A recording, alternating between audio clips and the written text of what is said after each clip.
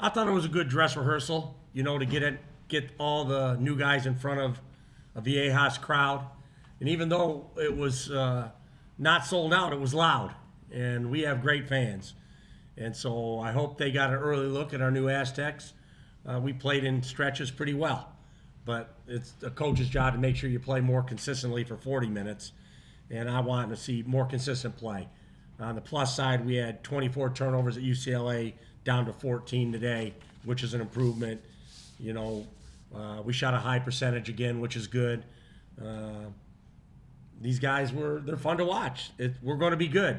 But like I said, we have to be good in November, and that's the challenge because of our schedule. So we will get back to work, watch this tape, and get ready for UCSD, remembering that last year's game went down to a tip-in by Ledee at the buzzer to get a win. So we know what we have in store for us, and we're excited to open the regular season here next week in Viejas. 18 points and 3 assists. And coming back from the injuries over the summer, just how did it feel to be on the court again? It felt great. Long time coming. Dealing with a foot injury when I first got in here, I haven't really been able to practice much, but just trying to stay engaged as much as possible. It's probably been one of the most toughest stretches, in my basketball career because I just had a fresh new start and felt good and felt like I could make a big impact right away in the summer. And then to get that, took away from me.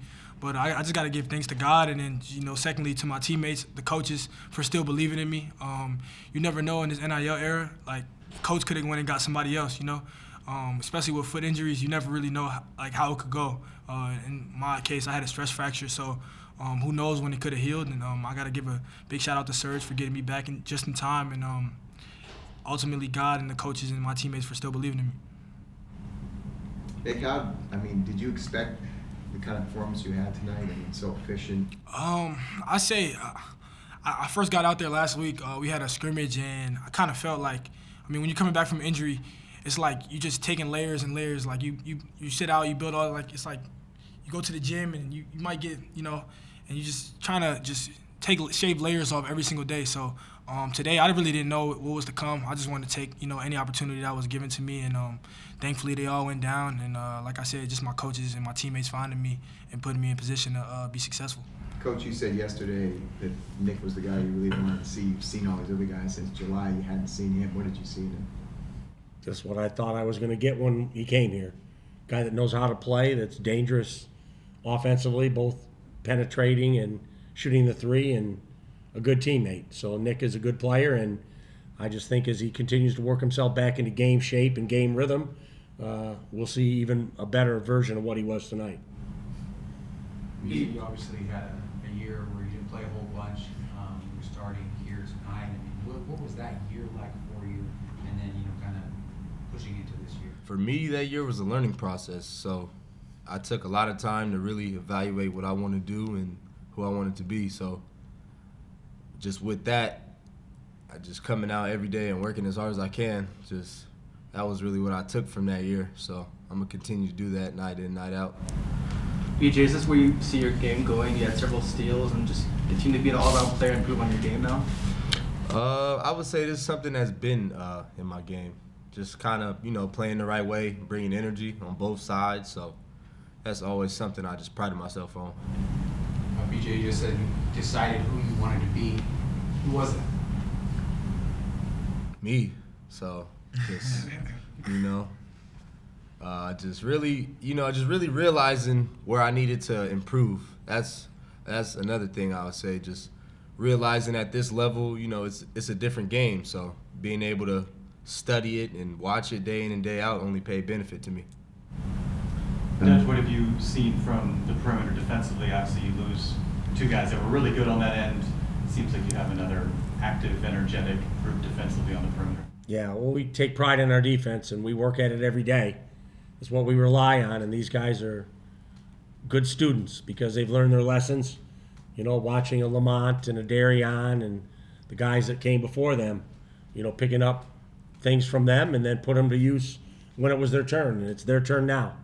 And so they were ready for their moment, and I was happy with our defensive effort tonight for the most part. BJ, as a returnee, you kind of understand a little bit of the defensive pedigree and legacy here. Is there like a responsibility to uphold that now, this next generation of players? Oh, definitely. You know, they're watching, and we have to set the example. And telling them's not going to work, so going out there and just doing it, that's what we have to do. Coach, you also kind of talked about in the past the energy that you want your team to play with. How would you measure the energy that you saw tonight? It was good. I mean, because we scored the ball. It's always easy to have energy when the ball goes in. And we made a lot of shots, and we got out on the break, and so the offense was easy tonight. So that energy has to be there when the offense isn't good, and then I'll know what kind of team we have.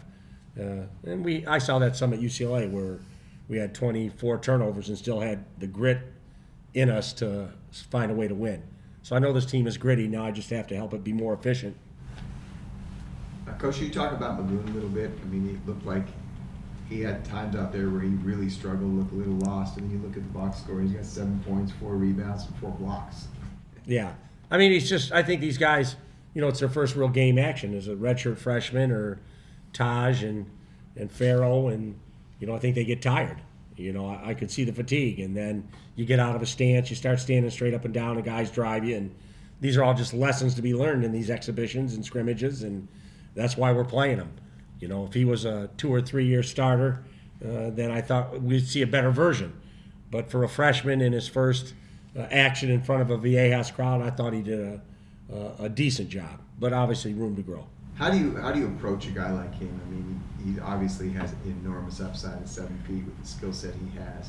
But like you said, he's a freshman. How hard is it to have the patience that's going to be required, and how much patience should fans have? Because there's a lot of hype around him. Yeah. Well, I'm a very patient person, so I'll have plenty of patience.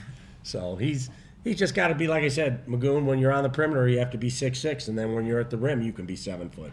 So he has to play lower, he has to be in a stance, and he can't be all straight up and down at 7 foot on the perimeter.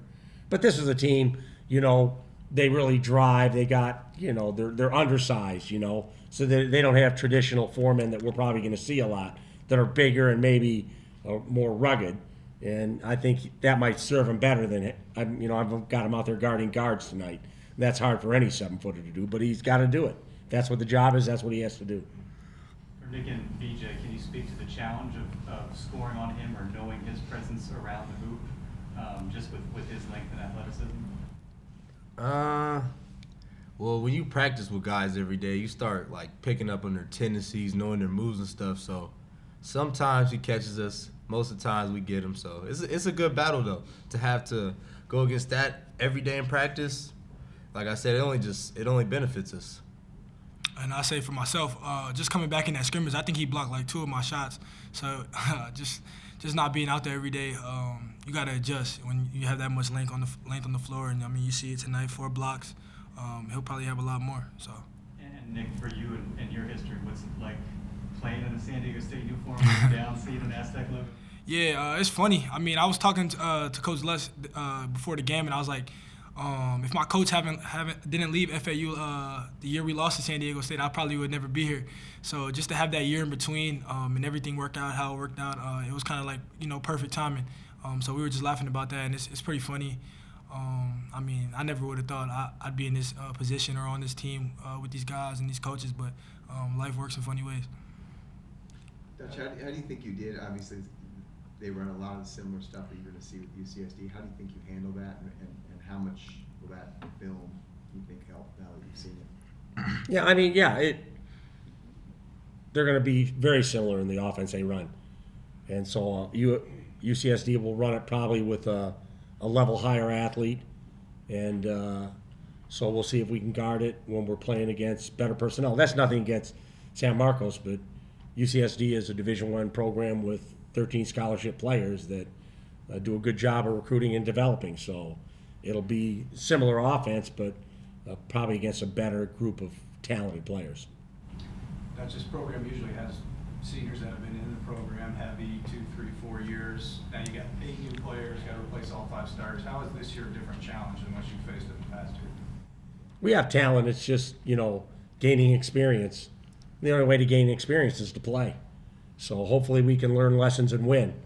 There may be times where we're going to take an L and learn a hard lesson, but it's just, stacking days, trying to get better every day and learn our lessons as we go. And not take anything for granted. And like I said, we're talented. I think anyone that came out here can see we have talent. Now we have to put it together on the floor where we're consistently better for longer periods of time. Coach, what is it that you're looking for from the play of your point guards, especially with the newness that you just described? Well, I take the 28 BJ gave me at UCLA, take the 7 for 8 Nick gave me tonight. Yeah, they got to be good. They have to be good. And the better they are, the more I'll put the ball in their hands. So it's pretty equal opportunity right now. I'm trying to run stuff for everybody. But it's like any offense, whether you're playing football or whatever you're playing. You find out what works, and then you go with it more. So we'll find out what we do well. Hard for the other teams to guard, and if it's putting in these guys' hands more, that's what we'll do. Are you surprised the defense has come along this quickly with so many new guys? I mean, you had an impressive performance at UCLA. I think they shot 34% tonight. Was really dominant on that end. Yeah, I mean, yeah. But we got, like I said, we got length and athleticism, and that's what we do. That's what we spend our time on, defense. And so we have talent, and talent that works hard at the defensive end usually means we're going to have some level of success. Then we have to rebound the ball to close possessions.